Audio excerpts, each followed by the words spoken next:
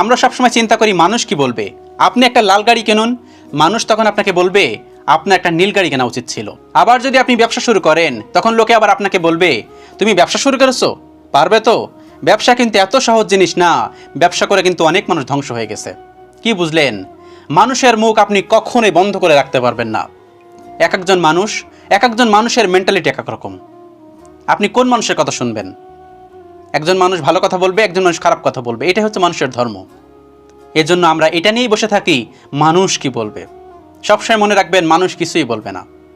আপনি মরে যাওয়ার পর মানুষ শুধু এতটুকুই বলবে, ইন্না নিল্লাহি ওয়া ইন্না ইলাইহি রাজিউন পর্যন্ত সবাই বলবে না। Be careful. তারপর মাটি চাপা দিলেই তো সব শেষ, একদিন পর সবাই ভুলে যায়। সবসময় মনে রাখবেন, মানুষ সবসময় আপনাকে নিয়ে পড়ে থাকে না। সেজন্য আপনি আপনার কাজ করুন। মানুষ কি বলবে এই কথা নিয়ে আপনি বসে থাকবেন না। মানুষ যা ইচ্ছে বলুক, আপনি আপনার কাজ করুন। পকেটে টাকা না থাকলে কেউ কি টাকা দিয়ে বলবে যাও কিছু খেয়ে এসো? কেউ বলবে না। Be careful.